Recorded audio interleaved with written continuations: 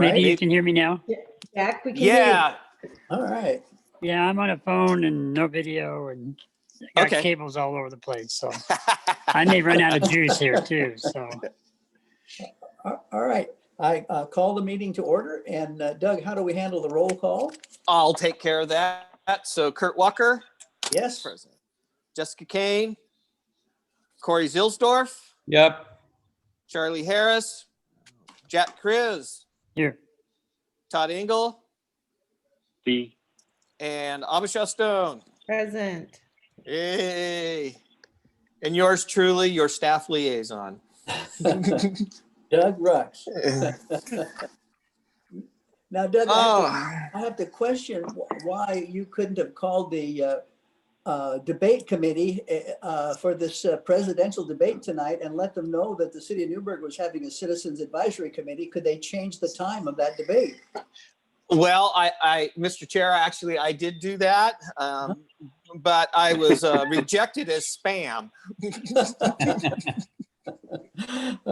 All right. Well, the next item is our minutes of October 1. Do I have a motion to approve the minutes? I move that we So approve. moved. And Second. it's been moved and seconded. All those in favor signify by saying aye. Aye. Aye. Aye. All opposed, the same sign. The minutes are approved unanimously. All right. And next is introductions, Doug Rux. Yeah, so we've gone through introductions. Unless somebody doesn't know somebody, we can probably gloss over that one. Yeah. Okay. I'm seeing lots of heads shake, and I'm watching emojis shake too. Okay, that's good. All right.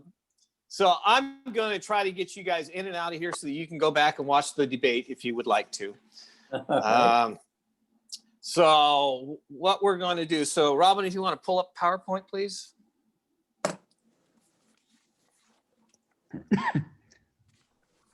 Okay. Then next slide, please. So what we're going to talk about tonight is our draft housing forecast. So at our last meeting, we indicated that the consultants, Echo Northwest, were working on that particular component of it. But as to always get a good understanding of the housing forecast, I have to remind everybody, next slide, please, Robin, of some of the material we looked at our last meeting. So our population forecast. So again, this is done by Portland State University through the Population Research Center. And so what they provided in that forecast is the 2021 population would be a little over 25,000. And out in 2041, it would be 33,000 and about 200. So that's about 8,000 additional people over that 20-year period, which is a 32% increase, as the slide shows. And that annual average growth rate is a 1.39.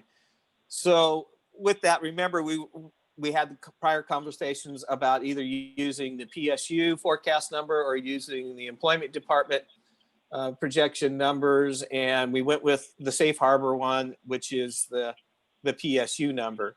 So we put on as a note in here that when we did the 2019, it identified that we were going to have an additional 10,819 people over a 20-year period. And that was 2020 through 2040.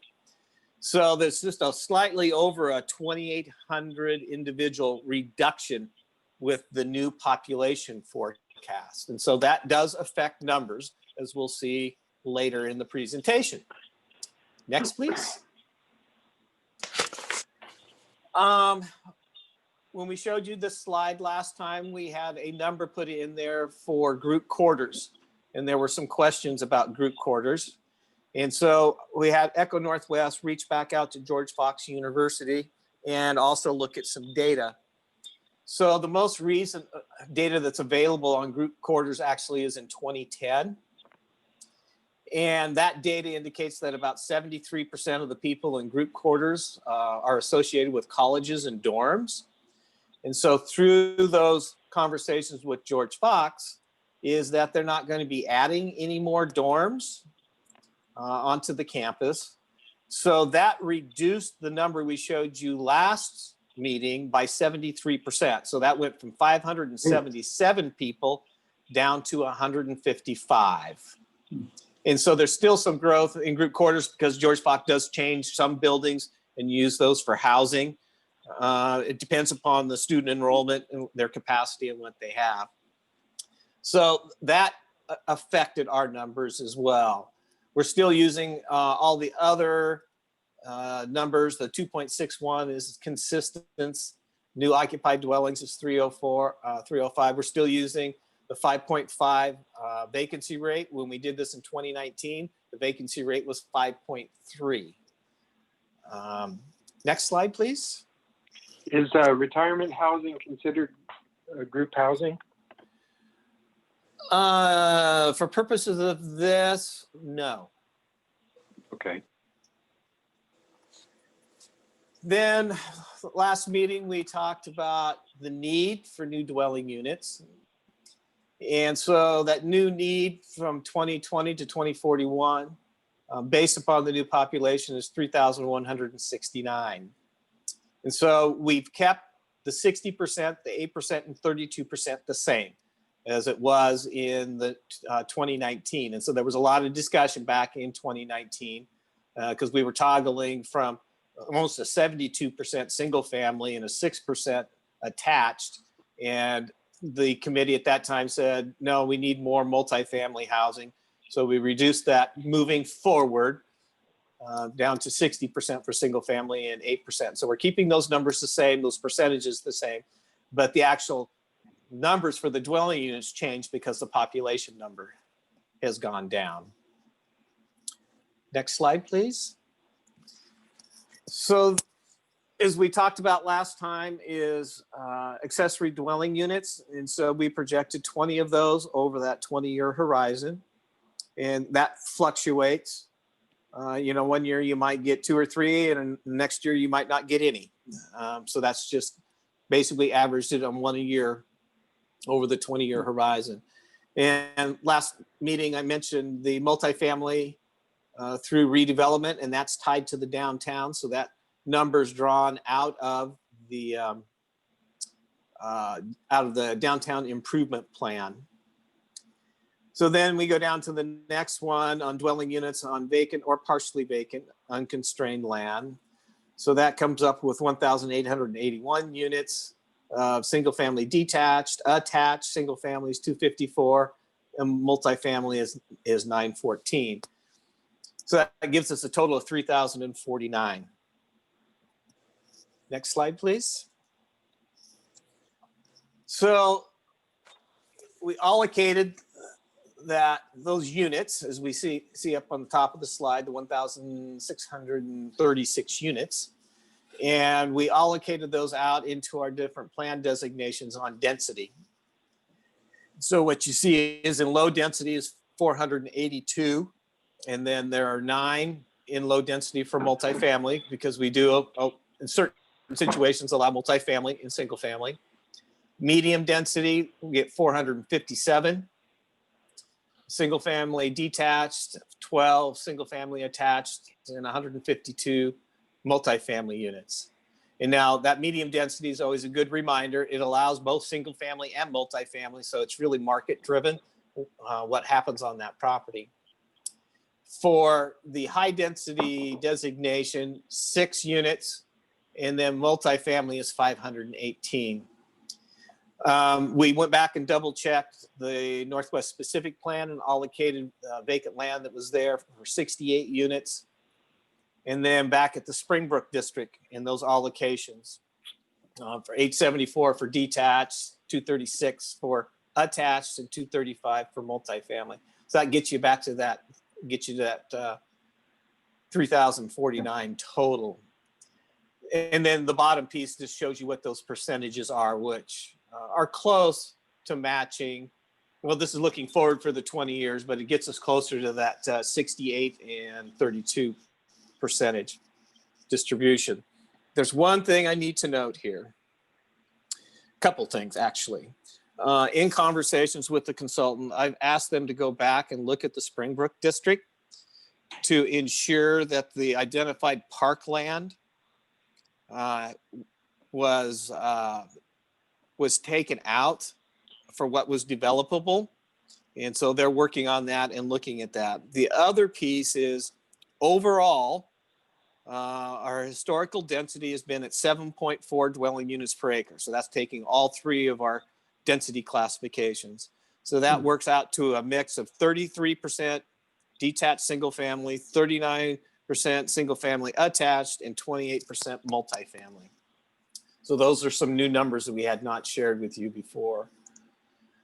Then we went and looked at the capacity of the vacant and unconstrained land. So when we talk about vacant, we're also including the partially vacant. And so that capacity for low, medium, and high. And so again, those historical densities in this portion of the analysis is 4.8. Our target is 4.4. 7.6 on our medium density, and our target is 9. So we're a little under on that. And that plays off the fact that you can have both multifamily and single family in that medium density. And then in our high density residential, it comes out at 18.7, and our target density is 16.5. So in two of our categories, we're actually a little denser than what our targets are in our comprehensive plan. Hey, Doug, I'm not tracking with you on what you're reporting out. Are the slides progressing? I'm showing slide 7. I went to the next slide. Robin, next slide. Excuse me. Oh, I've got two screens up here. there they are. Okay. I have two eyeballs and I'm sideways and I'm looking at There we both. go. Yeah. Okay. So quick recap. So 4.8, 7.6, and 18.7 for low, medium, and high density based on gross acreage. So the 4.8 is slightly above our 4.4 target. 18.7 is above our 16.5 target density. The medium density is at 7.6 and our target is 9. So again, it's because that medium density, you can have both single family detached, attached, and you can have multifamily. So the market drives all of that. Again, kind of what I said in the previous slide is the Northwest specific plan based on assumed density of 4.9. So that's good. And again, so I'm going back and having my consultants look at the Springbrook district to address that issue about parklands, because there's a number of parks that are identified, big park area around Hess Creek. There are some smaller park areas.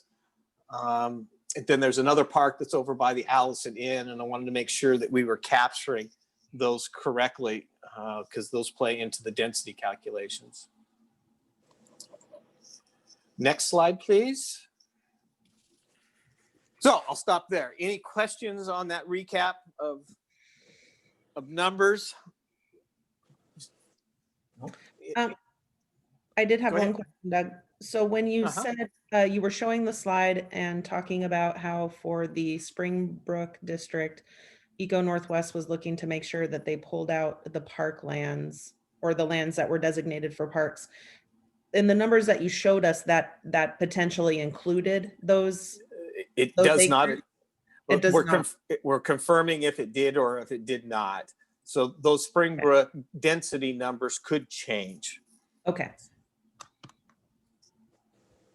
So I just want to make everybody aware, because when we had our first meeting on the buildable lands inventory, that was a draft. And so I was talk with the consultants, go back and look at the spreadsheets and so forth. That's one that popped up for me about a little over a week ago. Was, oh, can you please go back and make sure we've got the right numbers in the Springbrook district?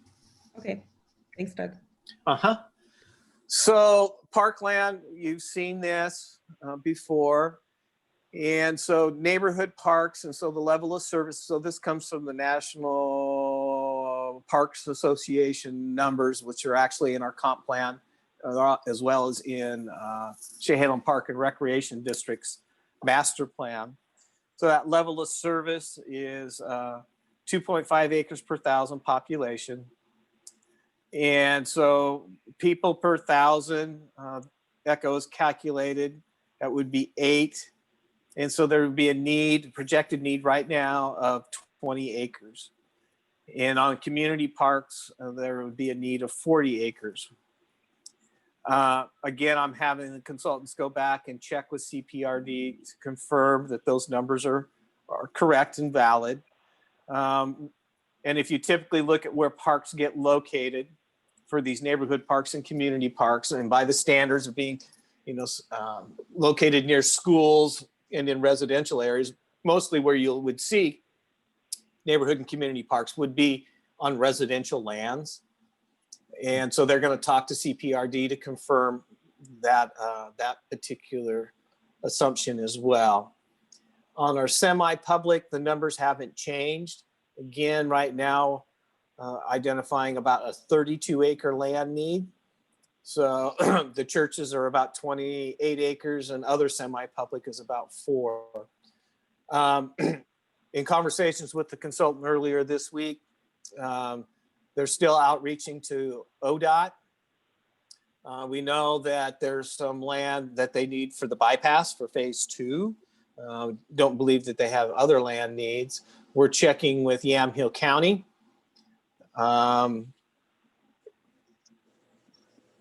Then the city, we're generating numbers as well. So should have those numbers by tomorrow.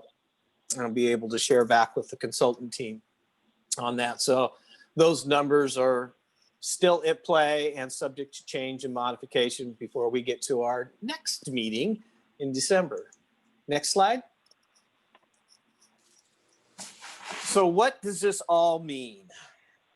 So I'll take you back to 2019. So based upon the population projection number at that time, based upon our buildable lands inventory at that time, it showed that we had a deficiency of 20 acres of low density residential, 26 acres of medium density residential, and 62 acres of high density residential.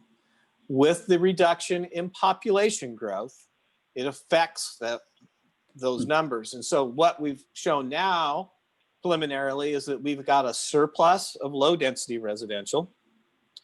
We got a small surplus of medium density residential, and we only have a 19-acre deficit of high density residential. Again, so those numbers could change based upon some additional analysis I've got the consultants working on. And I told you I was going to be brief tonight. And so next slide, please. Next steps. Where do we go? Next slide. So our next meeting is scheduled for December 3rd. At that, we will have double checked all of our numbers.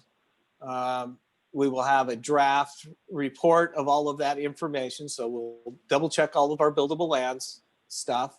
We will finalize all of the public and semi-public land numbers. And we will present that to you. Echo Northwest will be at that meeting.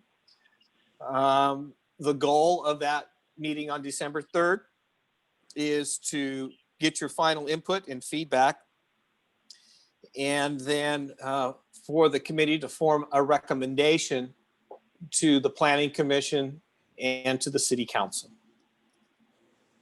And that's all I have. Hey, Doug, this is Corey, Yes. real quick. The census numbers, the reduction, is there any additional, not census numbers, but the Portland state numbers, is there any additional information around those numbers that help us determine who those people were, or why Generally are? Yes. Yeah. So you can actually go to the Population Research Center website.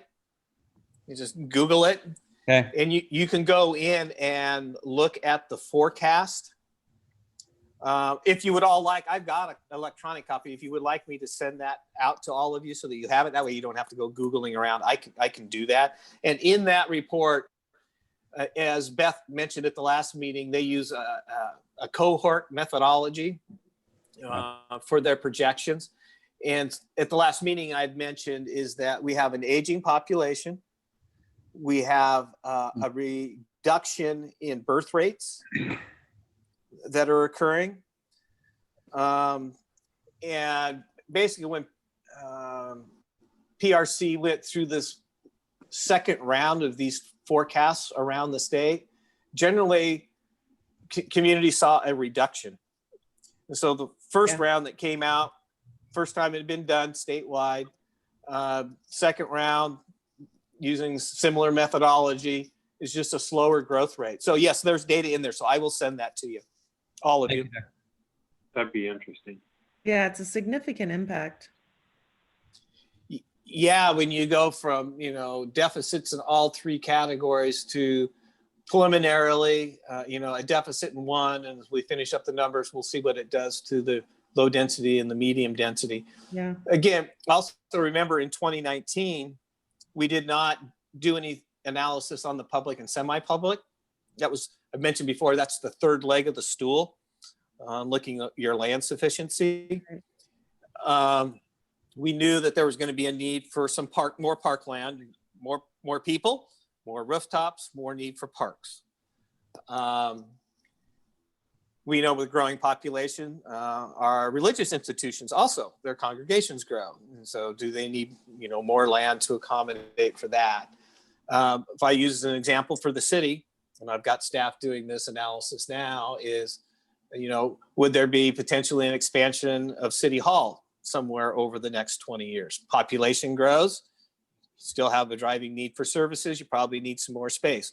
And or if we're in the middle of COVID, we need more space to keep the 6-foot separation. But we have other particular needs, expansion of our water treatment plant. We have land for expansion of our wastewater plant. But we're going to need, new water reservoirs in the future. We're going to need booster pump stations in the future. So we're developing some numbers of what the city would need.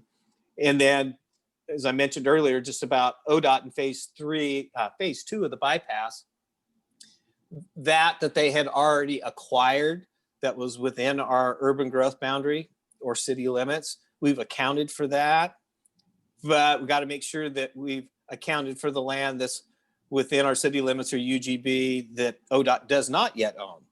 So again, it's a double checking of those numbers. We can't account for anything that's outside of our urban growth boundary. So it's just, as always, I'm a data guy. Abhishek's a data person as well. It's like, got to double check, make sure we got all of our data correct. Hey, I'm sorry to be late here. This is Charlie. Hey, Well, Charlie, the meeting's over now. Okay, well, I had a follow up of Todd's or Corey's question. Yeah. How do they? I sent an email the other day to the Population Forecast Center, and I got to say, they responded very quickly with a very thorough response. I was asking them about college students in Newburgh. And I'm wondering, can you go back and go through how you treat group quarters and, college students and such? So, well, I can do the best I can. My consultants are better at that than I am. So I'll just talk this through. So what we showed you last meeting was we were projecting 577 additional people in group quarters, which is dorms and housing at the university over the course of the next 20 years.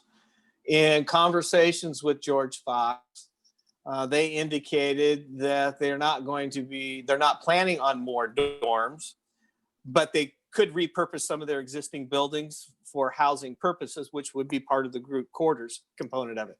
So that number went from 577 people down to 155. So basically we truth checked it based upon information the consultants looked at out of the census. And this goes back, I was mentioned earlier, the 2010 data is that 73% of the people in group quarters were associated with colleges and dorms. But if you have a university who's not going to be significantly growing or adding more space, but using the space they've already got, we needed to report a factual number, a more accurate number of what we think the growth in group quarters might be at the university. So I looked at the George Fox website and it said they had like 1,400 students living on campus. This number is for what would happen between 2021 and 2041. The 155 number. And so how about the number now of, where does that show up? The number of, is that in group quarters or where is it? Well, that would be something that would come in a final report, I believe, Charlie, on what we have. There's a report that comes along with this, and I don't have that specific number in front of me right at the moment. Okay. Doug, I've been hearing that there's some new things happening with the riverfront property. What's changing down there? Well, so that's been taken into consideration in this. And so if we go back to our earlier meetings, for the housing needs analysis work, we were using the assumptions that were in the riverfront master plan. And so in that analysis is that there is some medium density land that is going to be converted to industrial, and it's sandwiched between the industrial land at the mill and the bypass. It's this little skinny piece in there. And that's going to change to industrial. And then we went down off of 14th Street, and we identified about 3.7 acres of land for high density residential. And so as part of the proposal that's going to council on November 2nd, and some analysis I had to do for the Fair Housing Council, is that the riverfront area for its capacity is going to increase by 70 dwelling units from what is there currently.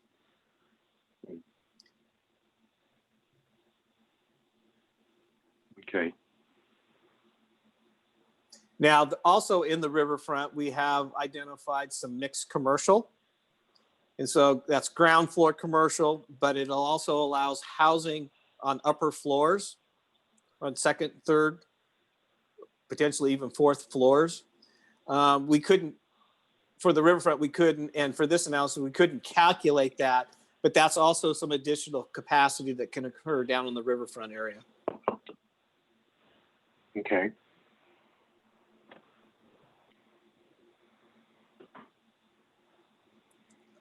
Other questions?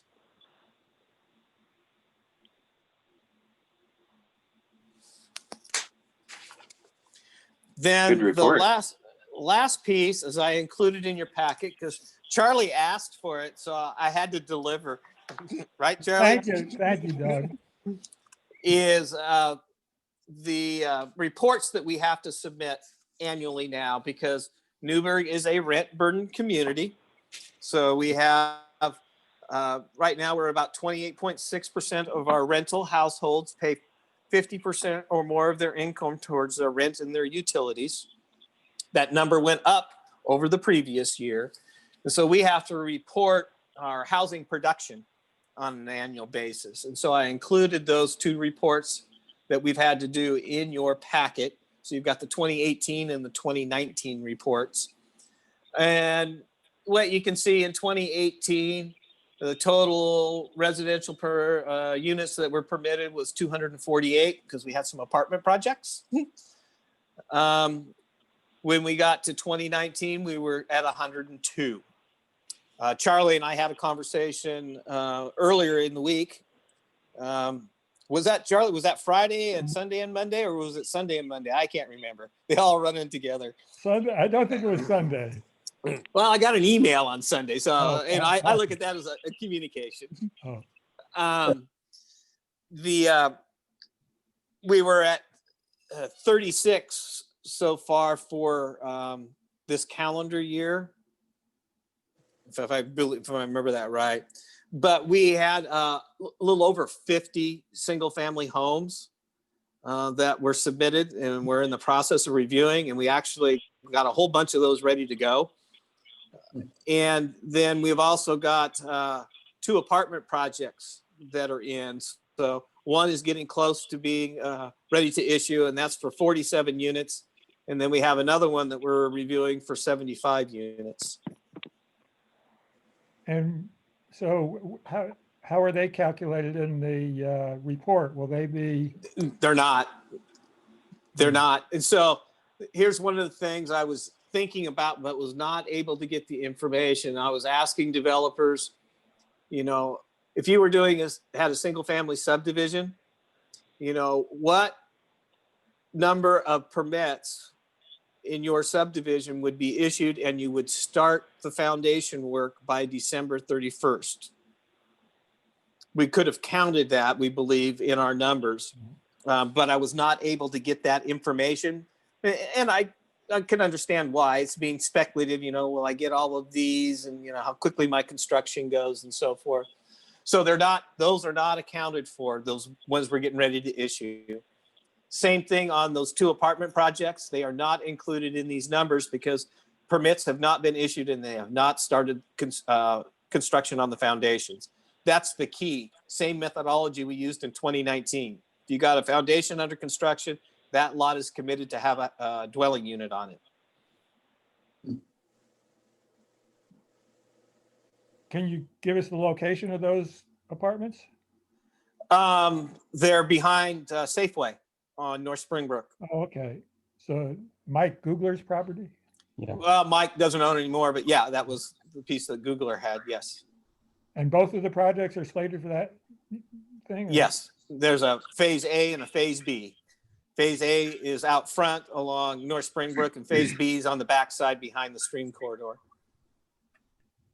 Great. Do our properties or do our projects, are they counted in there too? Not your new one. No. Again, that hasn't received land use approval yet, and you don't have building permits. Okay. So my cutoff, my consultants gave me a cutoff on data, and that was October 16th. So that was last Friday. So this is only partially relevant to this one. I had indicated, based on the numbers you just gave us about the permits and such, that the permits actually aren't down for this year, contrary to what the Home Builders Association might say. Would you agree with that, Doug? Well, I'll see when we get to the end of the year, Charlie, when I have to gather all these numbers, but we're trending right now to be, again, right around 100, maybe a little more than that. And so for budgeting purposes, what I coordinate with our other departments right now in my 5-year forecasting is right around 100 single family units a year. It's the multifamily that is more difficult to gauge because it's episodic in nature, and we have a limited land supply for, you know, apartment projects. Are they going to go back and revise the riverfront plan now, or is that? We're not revising it, we're implementing it. So the plan has been accepted by the council. We're now going to public hearing with the council for all the comp plan, zoning, development code, and comp plan map changes to mirror what's in the riverfront master plan. Great, thank you.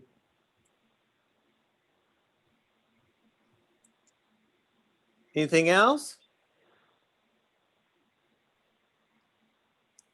Well, that's all I have, Mr. Chair. So it allows everybody to grab your popcorn and go sit in front of your TV. All right, there's a little time left in that debate. Yeah. Right? Thank you, everybody, for coming. Good night. Hey, nice job the other Thank you, day, Chair. Abishah. Good. Thank you all. Have a good evening. Thank you. Bye, everybody. Bye.